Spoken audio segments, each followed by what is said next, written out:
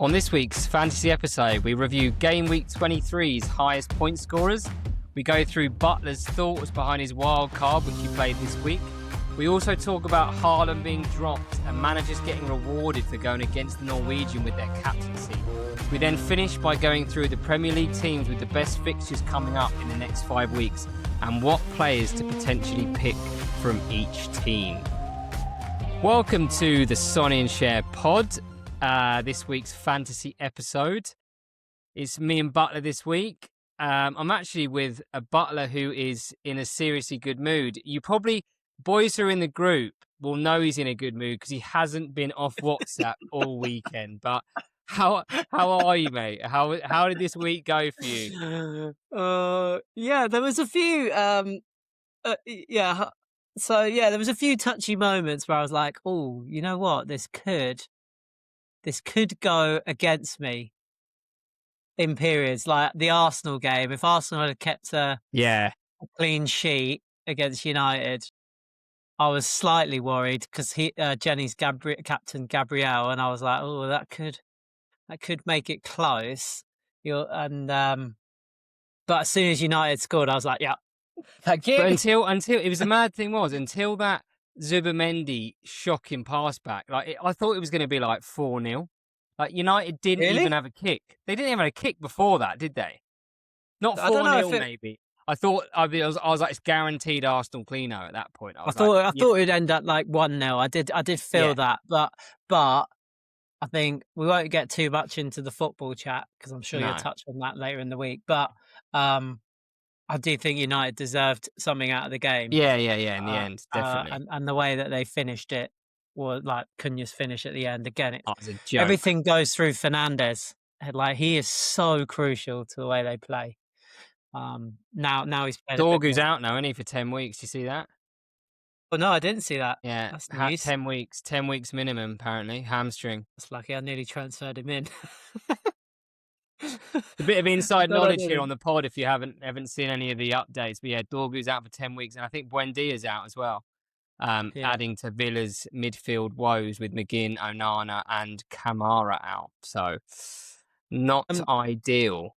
Do you want me to quickly show everyone what my wild card was? Let's start off because you were debating it, weren't you?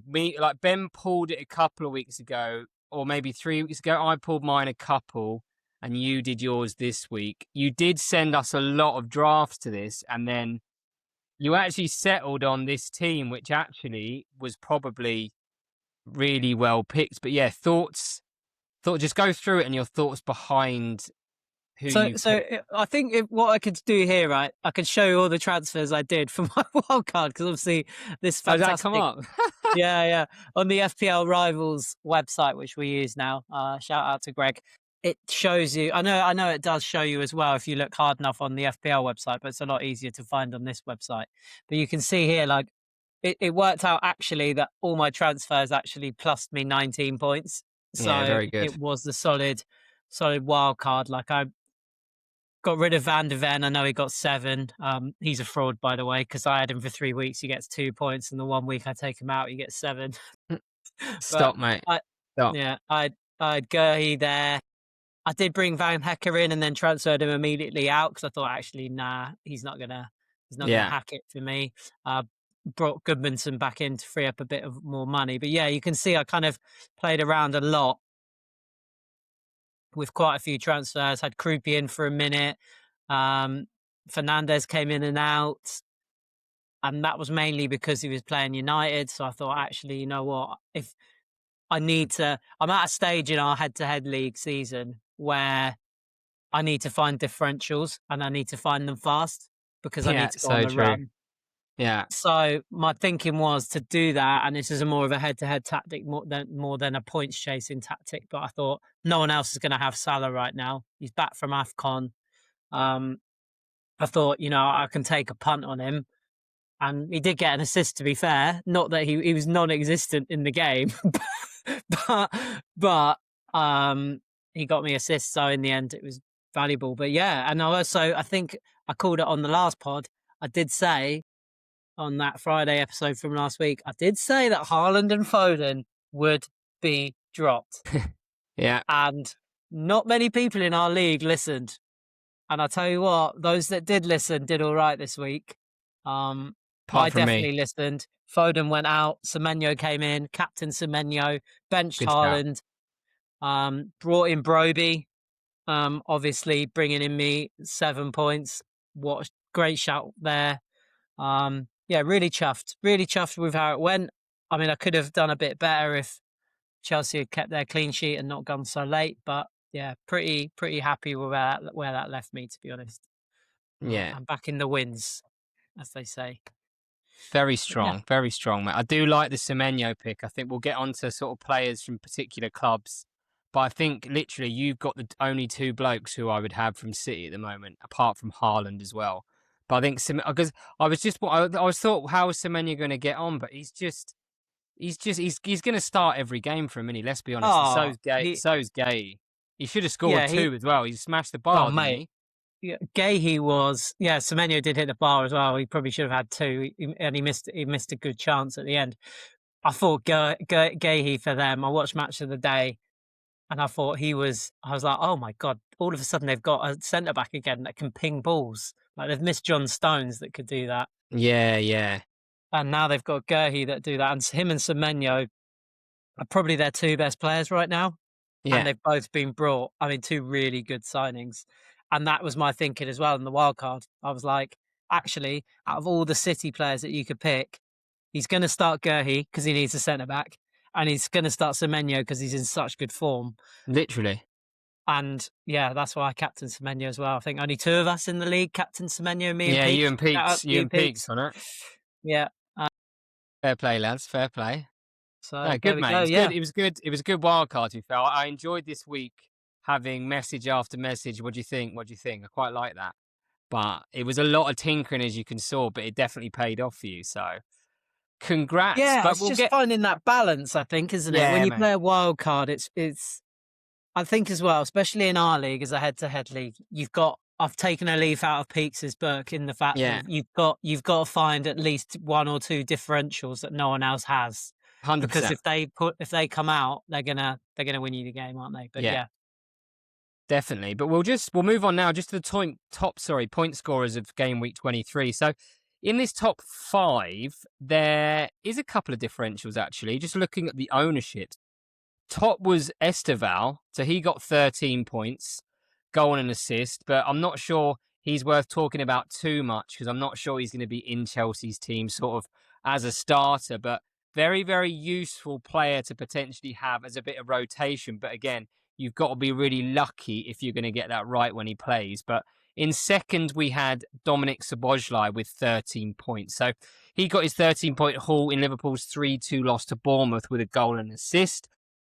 Fair play if you persisted with him, but there was a lot of luck involved, I think, if you still had him in your team, as he returned 12 points from his last 7 games. So he pretty much doubled his points tally from the last 7 games in one game. I actually saw the top point scorer this week in FPL captained him, which was classic, for 26 points. But I'm not sure he's one to be thinking about too much. But in terms of actual in-form Liverpool players, he probably is the most in form, literally, from that midfield, if you haven't got Salah or Wirtz, maybe. But I think, I wouldn't. Salah's way too expensive. I mean, as I said, I went with Salah because of a differential, but actually, I'm already considering transferring him out because he really was. He got a lucky assist with a roll between his legs for Szoboszlai's goal, didn't he? Well, yeah. Like that was his assist. So, I don't think there really is at the moment. Even Ekatike's gone quiet, got benched, didn't he? Liverpool are a conundrum to me. I just wouldn't. I'd go near them fantasy wise. Maybe Szoboszlai, but even then, I don't think he's consistent enough for fantasy points. Not at all. For me, I don't think I'll go near them. And then in third and fourth this week, we had 2 strikers who are starting to find their form. So I'll actually start with João Pedro first, and then we'll go on to Jared Bowen. But João Pedro is now 4th in overall points for strikers with 104 points after he secured a 12-point haul against struggling Palace with a goal and an assist. That's now 2 goals in 2 games for João Pedro, so could really be one to think about with Chelsea's incredible fixture run starting this weekend with West Ham at home, which we'll touch on a little bit later. But he actually now has 8 goals and 4 assists this season and has the highest non-penalty XG per 90 of all the Chelsea players at 0.39. So, and he's actually currently averaging 1.86 shots per game in his 23 Prem apps this season. And a stat I really like moving forward, and I'm actually really considering him if I'm going to treble up on Chelsea, is his shot conversion rate this year is 23%. So he actually is scoring 1 in 4 of his shots, which I thought, if I'm going to get him in, I want to be seeing stats like that. But what is your honest opinion on João Pedro? I know Gazzy T had him, and he absolutely fucked me this weekend with a 12-point haul. I think Smithy captained him in our league, didn't he? Did he phenomenal. Actually? Fair play to the lad. Smithy captained him for 24 points, which was a phenomenal. He's the only person in our league to do that. So fantastic call out. They have got a good run of games. Unbelievable run. Don't think they're as easy as you think. I know those teams are near the bottom, right? But West Ham are on a bit of a bounce. They played well on the week. They played well the other day. Yeah. Wolves, they're getting better, a bit more solid. Leeds are can cause teams problems. And mate, but like Burnley did draw to Spurs, so I know Spurs are dreadful right now. Three of those 4 games are at home. That's a massive thing. Like Leeds away, true. Burnley away are hard games, but Leeds at home and Burnley at home, like you're not going to get a bit. I can see your thinking right now is you're going to jump on the João Pedro bandwagon, and it's just, if it pays off for you, great, Siege. But I think at the moment, with what I'm also realizing is we need to all this tinkering all the time with our teams is actually doing us any favors. So, I mean, you look at his run of games, I suppose, why not put him in? I think definitely he's definitely. Well, I'm not gonna do it this week because I'd still want to see if he does score again this week or has a good game. I'll think about it. But I suppose it's as well because Thiago's Brentford have got a much tougher run, haven't they? They've got they've got a much. So you could go that way, couldn't you? You could, because they're about the round. I think they're the same price, aren't they? 7. Yeah, no, but I was thinking I've actually got enough money to go to upgrade Mark Gui to João Pedro. So then I would have João Pedro, Thiago, and Haaland potentially. Yeah, why not? That's what I was thinking, but we'll see. I might see how he gets on this week, and if he gets another one, I'll be like, okay. Yeah, that's it. But the last one on this list, who also scored 12 points, was Jared Bowen. So again, gone under the radar again. Fraud, Bowen. Fantasy fraud. he's now 3rd highest striker behind Haaland and Thiago with 105 points. How? I know. 12 points against Sunderland at the weekend with a goal and assist and 3 bonus. Like, his form does he not? I don't remember him ever having like a huge game. It's always like he'll do 1 and so he'll get like 8 or 9 points, right? Is that what's happening? Yeah, like he's not. If I just go through his last few games, obviously he got 12 points against Sunderland, but 3 against Spurs, 2 against Forest, 4 against Wolves, 7 against Brighton with a goal, 2 against Fulham, 1 against City, 8 against Villa, 9 against Brighton. So when he does score, he normally gets bonus, but like he's got 7 goals, 3 assists. Like it's probably not enough to get him in. I'm looking at his XG. His XG is not very pretty, but it was decent on at the weekend, against Sunderland. But like against Spurs when they won 2-1, it was 0.1. So I'm not sure about Bowen, but it was very interesting that he was 3rd on the overall strikers list. It just shows that how strikers have been underperforming so much this year, doesn't it? Yeah, they really have. So I think it's these put conundrums in my head now. I was texting my cousin yesterday. Like, shout out to Harry. He loves listening to the pod and stuff, but he sent me his team, and he had Bowen and someone else on the bench.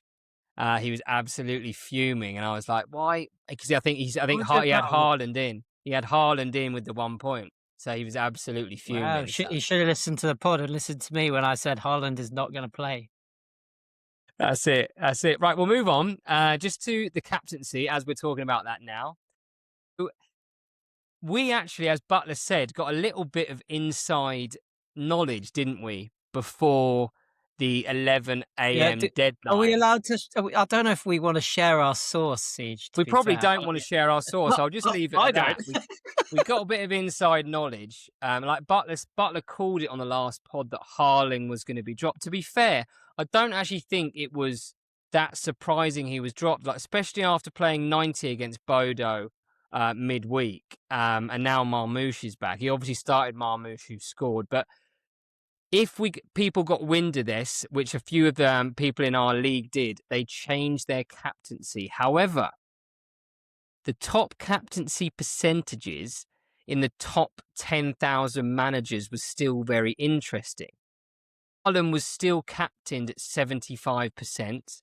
Then it was Thiago second, 7.5%. Semenyo 5%. Saka 3.5%. Ekitike 3%, and Gabriel 1%. So across the entire game, over 7 million managers captained Haaland for his home fixture against Wolves. Differential picks, Thiago and Semenyo were the primary alternatives for those looking to avoid Haaland's high ownership.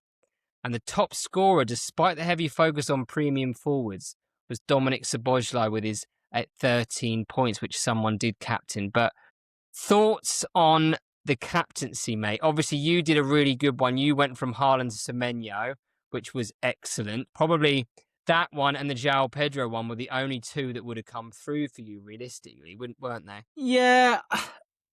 As I said, I think we're quite lucky that we get a bit of inside. I don't know. Wouldn't have mattered to me. Captain Thiago, the fraud. No, well, I did tell you literally before the deadline, didn't I? And then you changed it. I was always, if I'm totally honest with you, I was always going with Semenyo in that whole week. As soon as I was playing with my wild card, I was always going to captain Semenyo. It does not surprise me that Haaland's been captained that much. What percent did you say it was? 75%. Yeah, 7 million managers across the game, 75% in the top 10K managers. So you'd expect them to be on it, but they still weren't. They still went with it as well. I think everyone got called of kind of.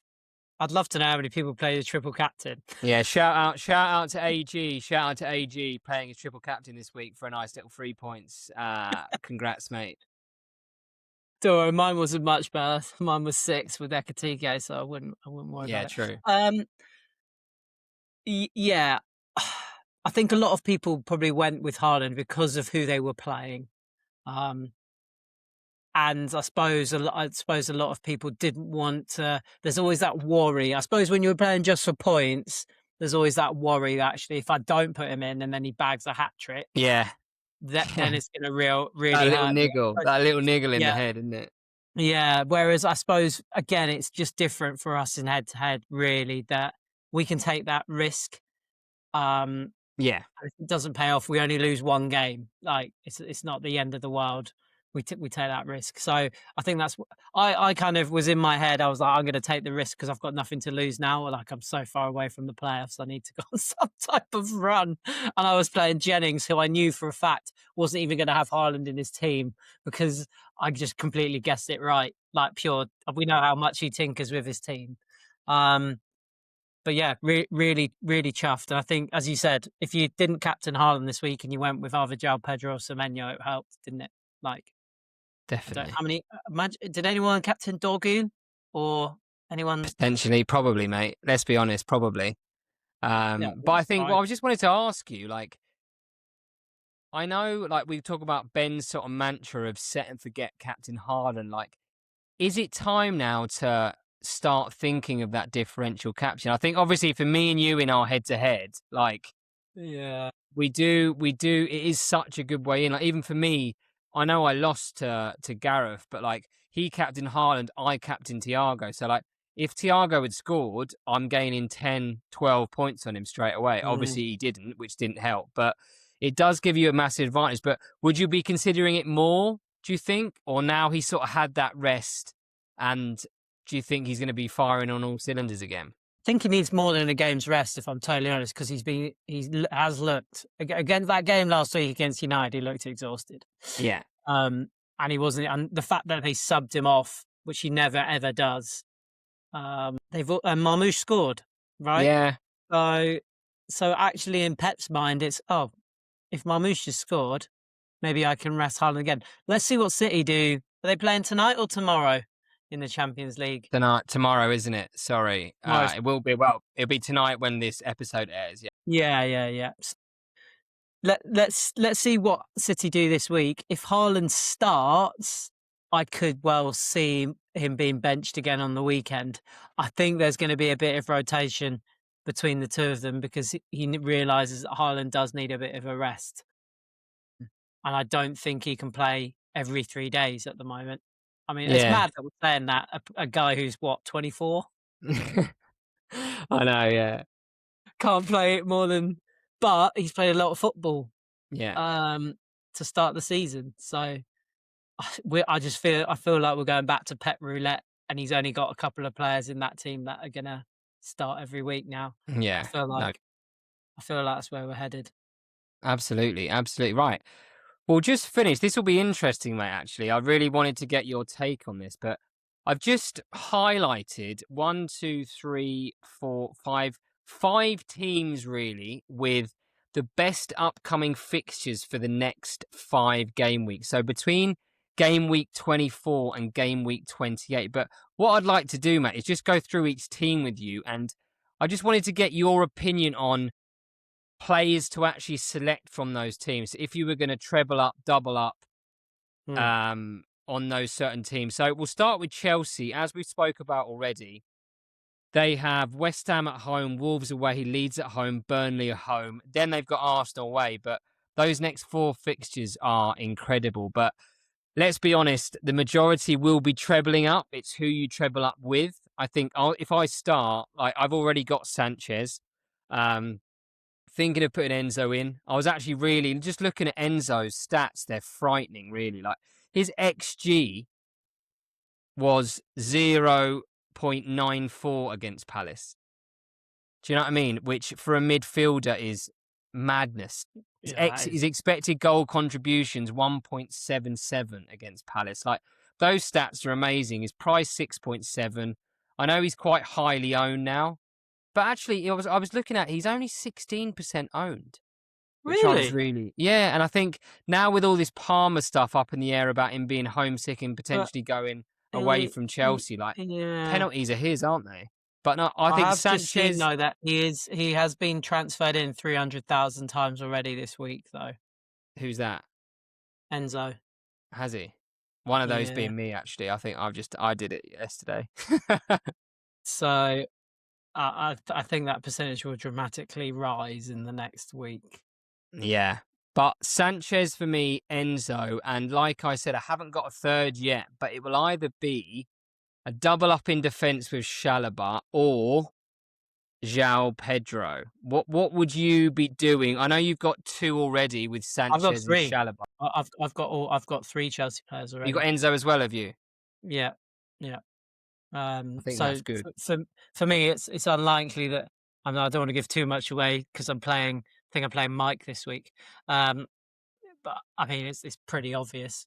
I think I'm going to probably stick with those 3. I'm not going to go with another. But as you said, you could get João Pedro in. I don't see why not. Palmer is a conundrum, isn't he? I just don't think he's going to play every game. Yeah, same. So I'd say no to him. You can't have him in. You can't have him in for 10 point whatever million if he's not guaranteed 90 for me. Like it's like Saka as well. It's madness. You can't do it. That's why I really wanted to get him in, but like I can't do it. Like you can't pick Palmer over Enzo unless you are a bit of a maverick. You've still got that Palmer FOMO of when he Like scored last 4 and year you when he didn't have scored him 4, in. exactly. So in your mind, you're like, oh, what happens if he does it again? That's fucking haunting me to this day, mate. And then a Van de Ven this year on the bench is also haunting me. But I Oh. think I think the treble up is going to be very common amongst FPL managers. Maybe not this weekend with West Ham, but sort of from game week 25 onwards. But depending whether I think Enzo and people like Shalabar are going to be in the majority of teams and moving forward. But the next team, which was a really interesting one, is Crystal Palace. So we know obviously the wheels have really come off with obviously Gay leaving, Glasner basically saying he's not renewing his contract. Seems very toxic. They got hammered by Chelsea, but their next 5 fixtures are Forest away, Brighton away, then Burnley and Wolves at home, and then Man United away. So they sit almost second or third on the fixture ticker in terms of difficulty. But I just wanted to ask you, mate, who would you honestly pick from Palace at the moment? Is there anyone you would pick? No, I think aren't they the worst informed team in the league right now? Haven't they?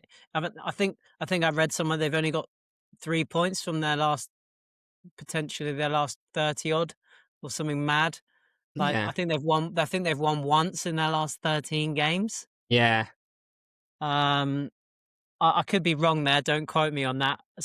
I'm sure someone would love to correct me. But no, I'm not touching him. And it seems very likely as well that in the coming days, Mateta will also be out that door. Yeah, I saw that. Forest, isn't it? Potentially to Forest. Yeah, Yeah. saw that. Potentially to Forest. So that's another one they'll lose. I know he's not really been as good as everyone anticipated this year anyway. I think he's missed having Eze Yeah. behind him. Maybe Munoz just come back from injury though, probably too risky. If I'm honest, no. Palace is a no go for me, even though they're nice on a game. It's really interesting just looking at all their sort of selected percentages. At one stage in the season, we were like doubling up, trebling up on the Palace defence, but you've got Lacroix is just 5.8% owned, Munoz 6%, Mitchell 2%, Richards 2%, Mateta's only 10% owned. Then you've got the one person I may look at. I do like the Munoz pick. I do like Munoz, but again, coming back from injury, what did he play? 75 against Chelsea. Is Ismail Assar. You've gone back to him again. I'm not saying I'm going to do it, but just for the listeners and stuff, I'd have a little look. His price, the good thing You about you get hung up on some players, don't you? You've been hung up on Sarr this season, and you had him in your team, and he did nothing. That's it. And I'm not going anywhere near him. But now he's only 6.3%. Sorry, 6.3 million, and he's only 2% owned now. So he's a massive differential. Munoz is equally a massive differential. So again, but when their defense with Gay was absolutely solid, like now without Gay, like let's be honest, they shipped 3 against Chelsea pretty easily at the weekend. So, like you said, they're definitely in a void. But just a few They players. haven't won since game week 15.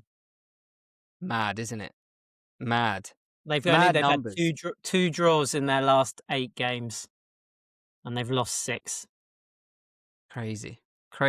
Yeah, But not looking good for them. no. But we'll just move on to Bournemouth now. So Bournemouth have another favourable fixture run. They have Wolves away this week, then Villa at home, Everton away, West Ham away, and Sunderland at home. So 3 out of those 5 are green on the fixture ticker. Not many Bournemouth players, but the one who's started to make a few movements again is Senesi at the back. So he's 4.8 mil. He has started to do a little bit better the last few weeks. He had a horrible run, but he's so good on those defensive contributions. So even like they shipped 2 against Liverpool, defensive contributions. Didn't keep a clean sheet against Brighton. They got Defcon. Against Spurs, he got DEFCON as well with an assist, but I don't have him. I'm not sure I'll be going anywhere near him. But the only other one was Evan Nielsen up front. Is he a shout, do you think, mate? Is Evan Nielsen a shout? Not for 7 mil, no. No. If he was like maybe 6 mil, potentially. I just don't think he does enough for what else you can get. We've just talked about one of them being João Pedro, who's only 0.2 million more expensive than him, and the other one's Thiago. They're the same price pretty much. I wouldn't go. Yeah, if you're looking for a real differential, maybe. But again, I think Bournemouth have got so many injuries. Yes, they had a good result against a very poor Liverpool side. Yeah. Bournemouth cannot keep a clean sheet for their lives right now. No. So I'm just looking at their last games. The last time they kept a clean sheet, funnily enough, was the last time Palace won a game, which was game week 15. So they've had a lot of. So just since then, in terms of what they've conceded, a lot of there. Yeah. So 4 against United, 1 against Burnley, 4 against Brentford, 2 against Chelsea, 3 against Arsenal, 2 against Spurs, 1 against Bournemouth, 2 against Liverpool. So they're conceding about 2 goals a game. Yeah, it's not good, is it? It's not good. But it's interesting, actually, because the other thing is Evan Nielsen, he's an amazing differential, and like head-to-head wise, would be a great pick. But the second highest Bournemouth owned player is Krupi Jr. at 5% owned. So we talked about him a couple of weeks ago. 4.6. So he really is a great option as that third striker, especially with like Kleibert's injury, Tavernier's injury. Like, it's pretty much going to start most games, is he? Do you think? Yeah. I cannot disagree with you there. Started the last 3. He has. Yeah, I mean, definitely, especially because other players in that price bracket, your likes of, I mean, I've gone with Broby, but you've got Broby and a few others around that price bracket have probably got tougher run of games coming up. Yeah. So, yeah, Krupi Jr. is always a good shout, and because they've got so many injuries up front, he's going to play. He was probably unlucky against Liverpool, wasn't he? I think he had a goal disallowed, didn't he? Yeah. So, yeah, I definitely, if you were looking for that third striker at his value, I'd say, and you want to save a bit of cash. Really. Definitely. Yeah, he's probably gonna give you something more back than he's actually worth. So. Yeah, absolutely. Just to finish, a couple more. So we'll go on to United now. So they've got Fulham at home, Spurs at home, West Ham away, Everton away, and Palace at home. So obviously, since Carrick's come in, they've beaten City, then Arsenal at the weekend. But who are you liking out of United? Because I'm thinking I need more than Fernandes at the moment. I think Fernandes is an absolute must. An absolute must at the moment. He's only 24% owned as well. There's two must players in fantasy right now, isn't there? And that's Fernandes and Gabriel. That is it. Yeah, your must-haves. Who else are you thinking about from United though? I've got here Mbeumo and Cunha, but then I'm not sure about Cunha's minutes. With Dogu being out now, right? With Dogu now, as you said, out for 10 weeks, which is quite funny because I think nearly 250,000 managers transferred him in. I can imagine that. I'll tell you who else who did look good when he came on, by the way, against Arsenal. If you're looking for a differential with Sesko, I think he really gives them something that they need in games. And because they've got Steve Holland, he loves having that guy up front that you can lob it up to. And he did well when he gave the Arsenal centre-backs. He helped them set up that last goal, right, for Cunha, because it was him who held the ball up. And like 4 lads came round him, didn't they? Yeah, and he offers that completely different thing. I think if you want, again, he's about 7 mil. 7.2, yeah. Yeah, he's one you could probably go into. Armand Diallo, why not? I like Diallo. I like Diallo. Yeah. He's going to play, isn't he? Now that Dogu's gone.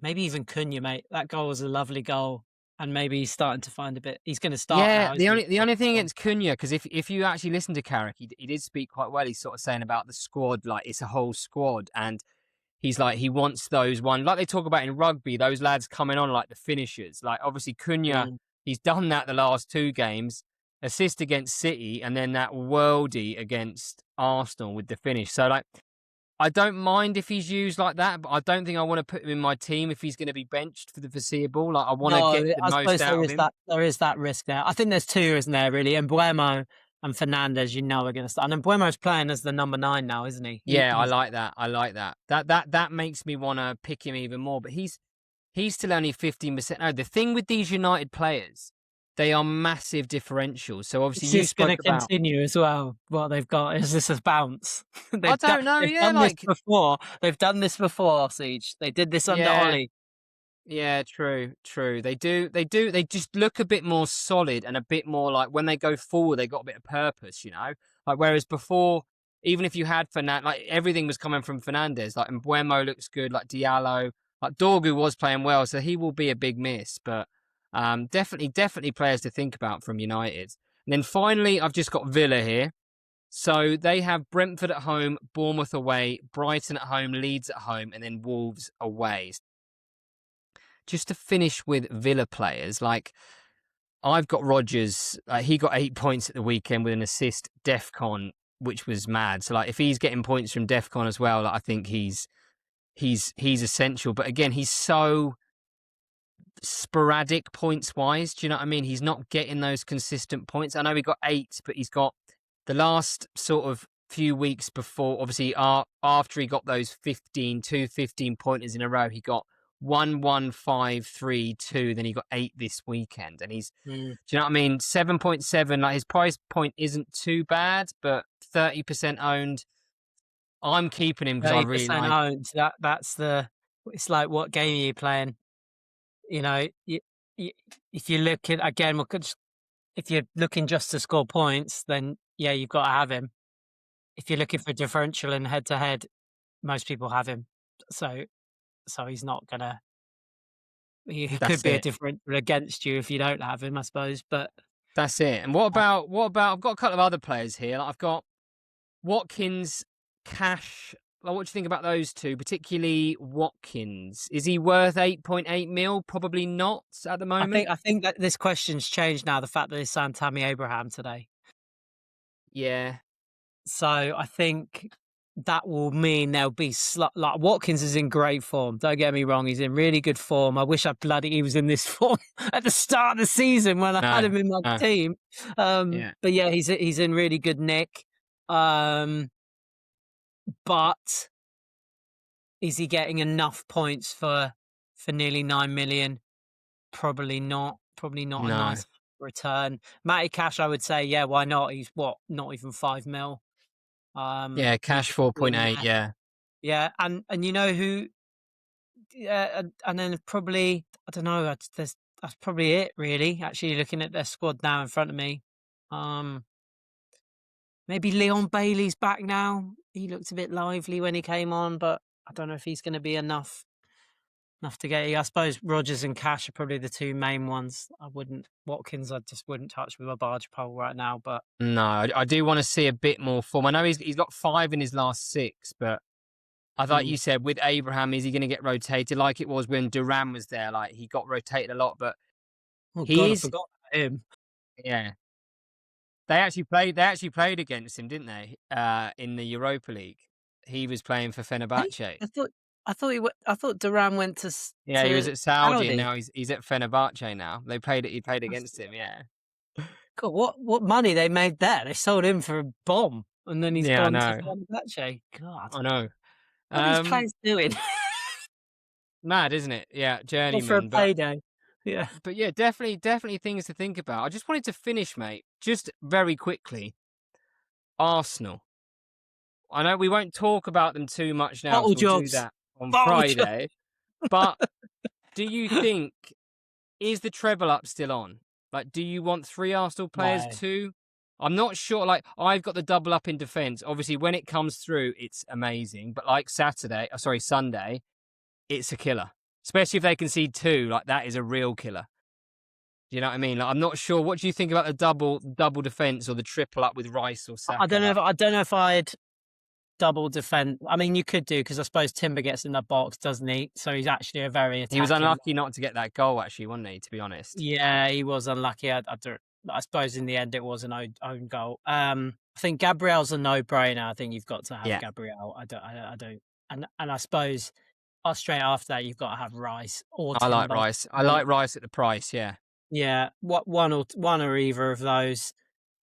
But in terms of attacking assets, I wouldn't touch Arsenal. They cannot, for the life of them, create anything. And I whinged and moaned in the WhatsApp group the other day that they're a bunch of this is where football gets boring, when players become robots, and you see like players like Saka get in a really good position down the wing, but instead of taking on his man, what does he do? He cuts back, passes it back, and they just do this Do you boxing know? Do you know that around. they're 17th in open play goals in the league? Saw that, yeah, saw that. 17th, and they're top of the league. Like that is a crazy stat. Like they can't. I think they haven't got a world class number 9. Like I actually really like Gabby Jesus, but like Doesn't he score enough goals.